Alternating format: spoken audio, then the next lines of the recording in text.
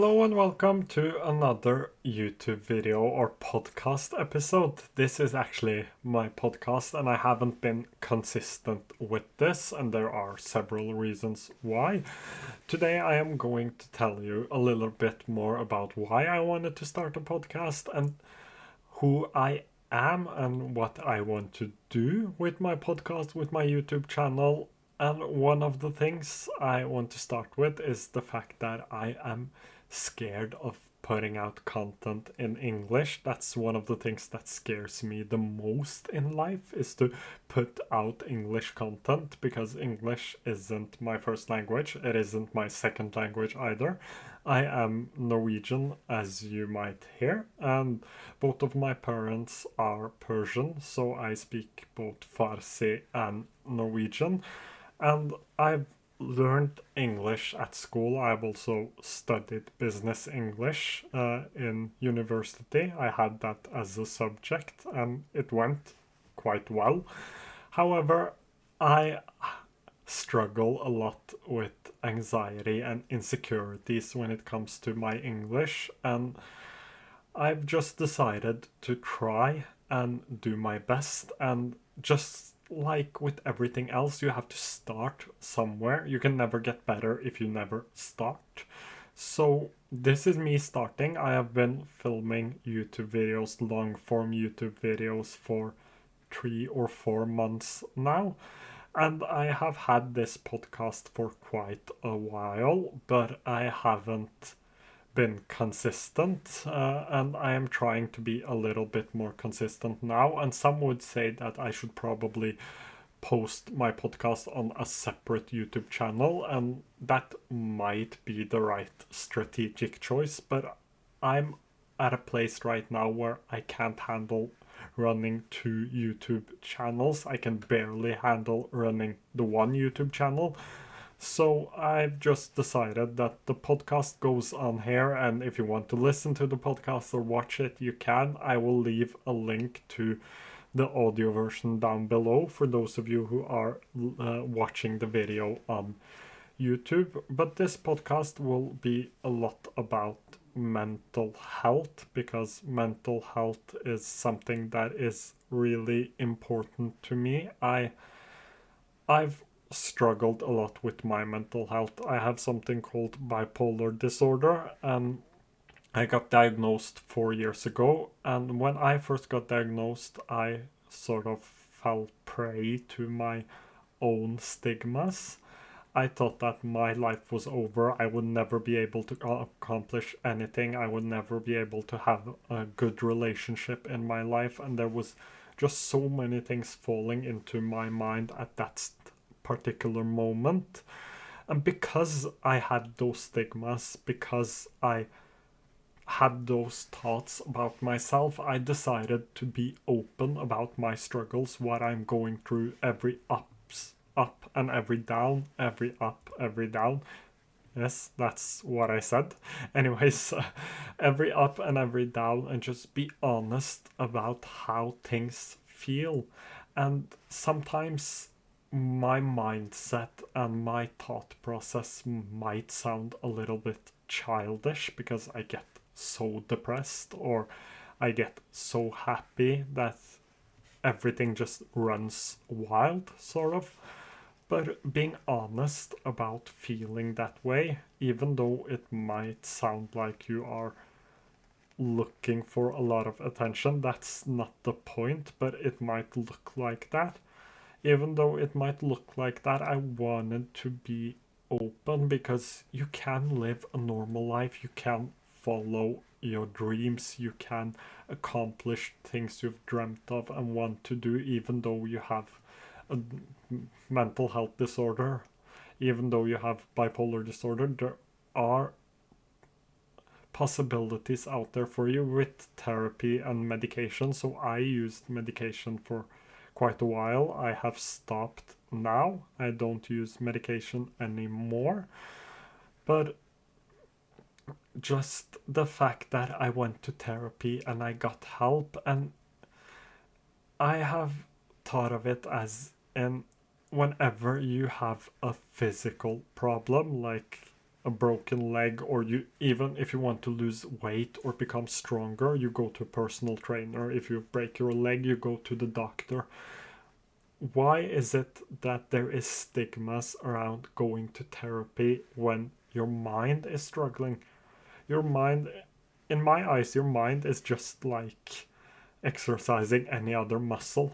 You need to exercise it, you need to practice, and you need to get better.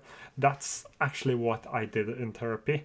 I didn't do anything special. I just learned and got the tools to manage a lot of my emotions. And some of you might know, who have been following my YouTube channel for a while, that I do a lot of journaling inside of here.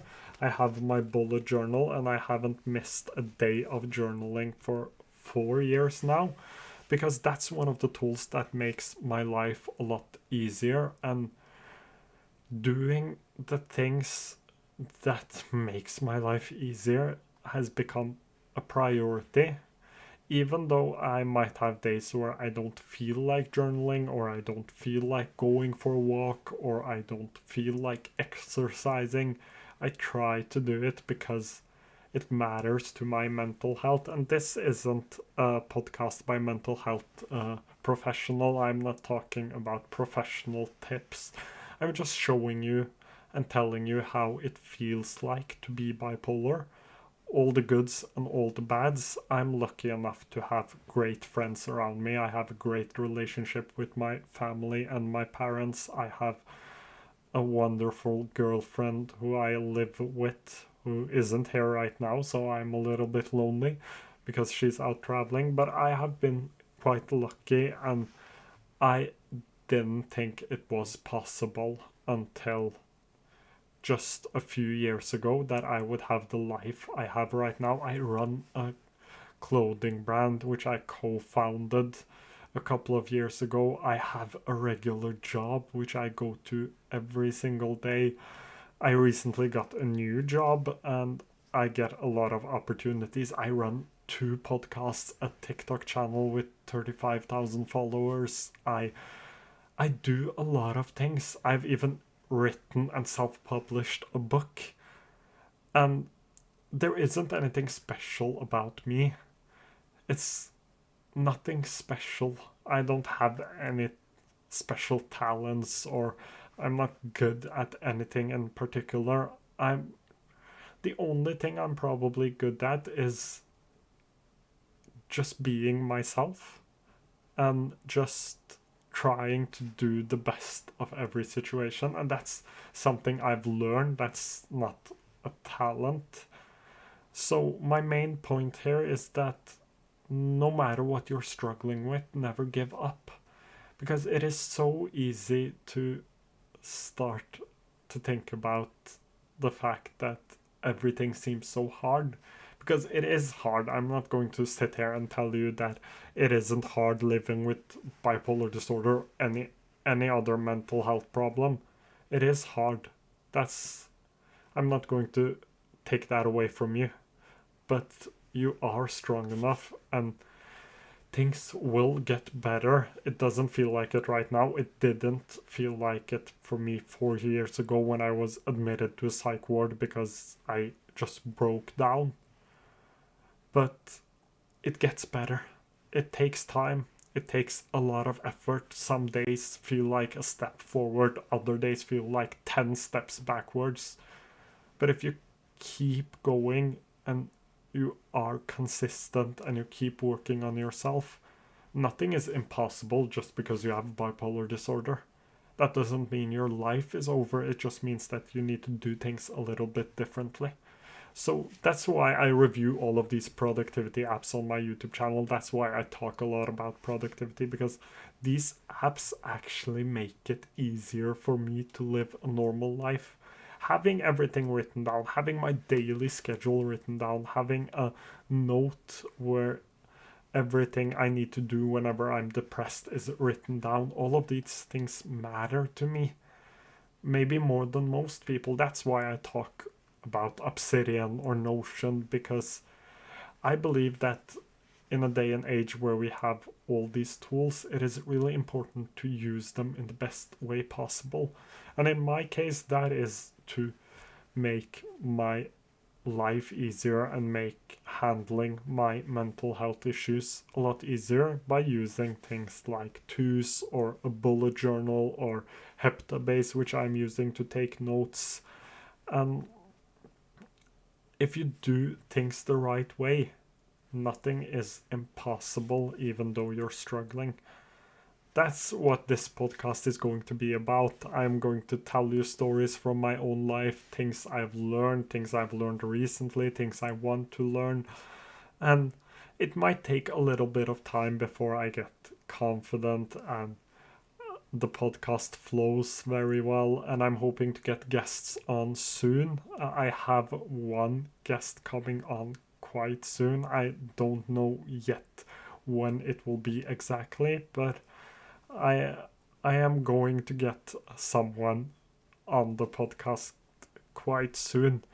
So if you know anyone who is interested in the topic and want to join for a podcast episode, please do send me a DM. I would appreciate that a lot. And I'm just starting out. As I said, everyone needs to start somewhere, and hopefully I will get better along the way. Thank you so much for listening and watching, and I hope to see you again quite soon.